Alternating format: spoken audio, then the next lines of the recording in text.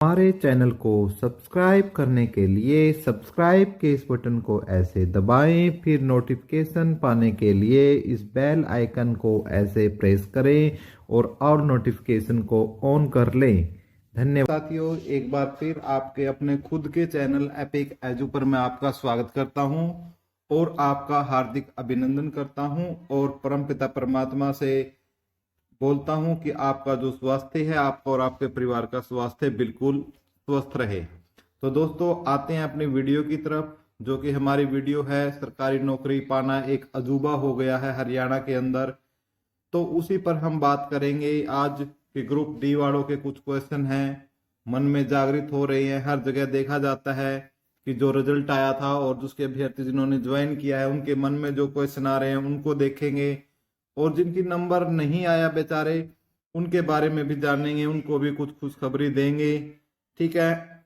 आपको पता है कोर्ट के अंदर 5 अंकों का केस है, वो भी है, और साथ में जिन बच्चे जो सीईटी 2022 वाला नहीं दे पाए थे, उसके बाद जो ग्रेजुएट और जो पोस्ट ग्रेजुएट और 12th पास हुए वो बाट देख रहे हैं, उनके लिए भी अपडेट देखेंगे। तो उससे पहले यदि आप चैनल पर पहली बार आए हो तो चैनल को सब्सक्राइब कर लो। सब्सक्राइब करने का तरीका मैंने वीडियो के प्रारंभ में आपको बता दिया है, जो बिल्कुल फ्री ऑफ कॉस्ट है। लाइक और व्हाट्सएप और फेसबुक पर आप वीडियो को शेयर कर हमें सपोर्ट जरूर करें। तो आते हैं अपने पहली बात, तो आपको बता देते हैं कि सारा मामला किस केस पर है दोस्तों। जो अंक है जो आर्थिक आधार पर मिलते हैं, सामाजिक आर्थिक आधार पर मिलते हैं, जो है आपका कोर्ट फैसला क्या है सुरक्षित रख रखा है, भी जो कोर्ट है रखा है दोस्तों। और 5 अंकों का फैसला है दोस्तों। मैं आपको एक बात बता देता हूं कि का फैसला आपका 2 अप्रैल से लेकर आपका 7 अप्रैल तक रिलीज होने के चांस है। इस समय के दौरान आपका जो फैसला है पंजाब और हरियाणा हाई कोर्ट रिलीज कर देगा। ठीक है। जैसे ही इसके ऊपर 5 अंक पर कोई फैसला आता है दोस्तों, चाहे फैसला पक्ष में बच्चों के पक्ष में आए कि भाई जब 5 अंक क्या है हट गए, एक तो ये फैसला आ सकता है कि ये 5 नंबर हट गए, एक आ सकता है कि ये 5 नंबर क्या है जारी रहेंगे, भाई गरीबों को मिलने चाहिए जरूर। ठीक है। तो ये 2 ही फैसले आ सकते हैं, तो हट सकते हैं या जारी रह सकते हैं। यदि जिस केस में यदि हट जाते हैं 5 अंक, तो फिर आपकी जो 2 कट ऑफ दी थी सरकार ने, 2 कट ऑफ दी थी आपको, एक 95 में से कट ऑफ दी थी, एक आपको 100 में से कट ऑफ दी थी। मैं दिखाइएगा भाई, 2 कट ऑफ है ये। एक तो ये कट ऑफ जो आपकी दे रखी है ये वाली, ठीक है, मैंने ये जो ये किया है आपको पिंक सा, ठीक है, कलर, ये तो हमारी किसमें से है दोस्तों 95 में से है। ठीक है। दूसरी वाली यदि मैं ये बोलता हूं कि ये जो कट ऑफ है हमारी ये 100 में से कट ऑफ है। ठीक है। उम्मीद करता हूं बात समझ में आ गई। ये सारी के सारे कितने में से है हमारी 95 में से है। ठीक है। और ये कितने में से है 100 में से है।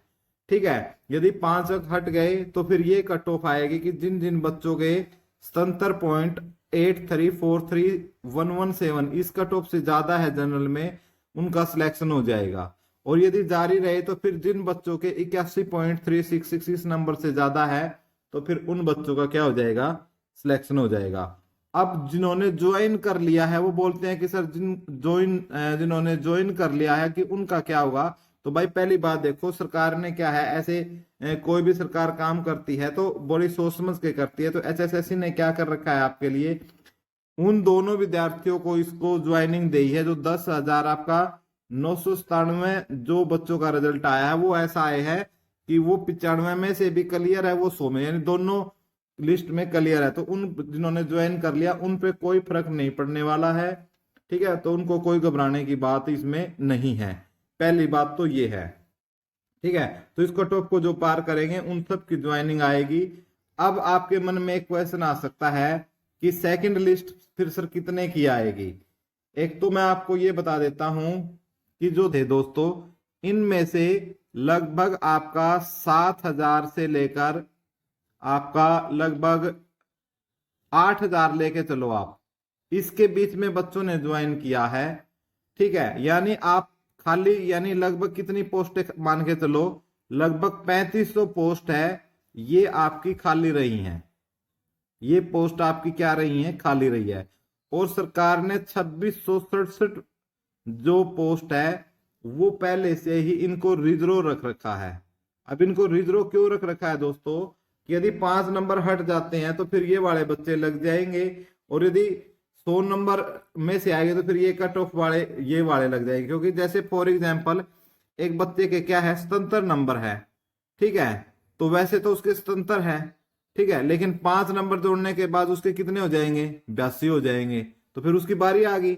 लेकिन 5 नंबर जिस बच्चे के नहीं है तो वो तो स्वतंत्र पे ही है, ठीक है, तो जिसके हट गए, ठीक है, यदि हट जाते हैं तो फिर वो बच्चा पीछे रह जाएगा, और जो जिसके ऐड होके ज्यादा बन रहे हैं वो पीछे रह जाएगा, और जो टेस्ट में जिसके नंबर ज्यादा आ रहे हैं वो लग जाएगा, ठीक है। तो एक ये मैटर थी। दूसरी बात है भाई आपकी जो सैलरी है, सैलरी का क्या इशू है, तो भाई ऐसा रूल के हिसाब से बात करें तो जब से आपकी ज्वाइनिंग हो जाती है ना, जिस डेट से ज्वाइनिंग हो जाती है उसी दिन से आपकी जो तनख्वाह है, ठीक है, वो आपकी क्या है, सैलरी आपकी स्टार्ट या प्रारंभ हो जाती है, ठीक है। एक तो ये अपडेट आपको मैंने देनी थी, खास तौर से उन बच्चों के लिए भाई जो कि 2022 में जो फार्म फीस सीट के भरे गए थे वो उसमें 12th पास नहीं थे, या अंडर ग्रेजुएट, ये उनकी ग्रेजुएशन पूरी नहीं हुई थी, तो उनके लिए एक खुशखबरी है दोस्तों, ठीक है। वो ये है कि आपके जो फॉर्म है दोस्तों, जून में आपके फॉर्म निकल सकते हैं सीईटी 2024 के। और ऐसा जो एचएसएससी का बोलना है वो ये है कि आपका जुलाई में या अगस्त में आपका क्या है, एग्जाम कंडक्ट किया जा सकता है, एग्जाम को लिया जा सकता है दोस्तों। और सीट 2024 के तहत लगभग आपकी जो वैकेंसियां है सुनने में आ रही है दोस्तों कि 48,000 के आसपास आपकी वैकेंसियां आ सकती है। और इनमें से अकेले ये बोल रहे हैं कि 18,000 वैकेंसियां किसकी आ सकती है, ग्रुप डी की वैकेंसी आ सकती है, ठीक है। तो एक तो ये अपडेट आ रही है, और बाकी 30,000 अन्य वैकेंसी जिसमें जो आपके खास तौर से जो टीजीटी या पीआरटी है उनकी वैकेंसियां भी बोल रहे हैं कि उनकी वैकेंसियां भी आएंगी, लेकिन कम कम वैकेंसियां आएंगी, ज्यादा नहीं निकलेंगी, ठीक है। एक तो ये आपको अपडेट देना था। दूसरा दोस्तों ये है कि यदि सीट 2024 में यदि मैं वैकेंसियां की बात करूं हो तो पूरी होंगी या नहीं होंगी, तो भाई सब कुछ है दबाव पे है, दबाव कैसे बनाओगे, ठीक है। जैसा कि सरकार को पता है भाई लोकसभा चुनाव है, ठीक है, पहले अब क्या है, लोकसभा चुनाव है, ठीक है, लोकसभा चुनाव है, लेकिन लोकसभा चुनाव के दौरान ही मैं आपको एक महत्वपूर्ण बात बता देता हूं। एक आपका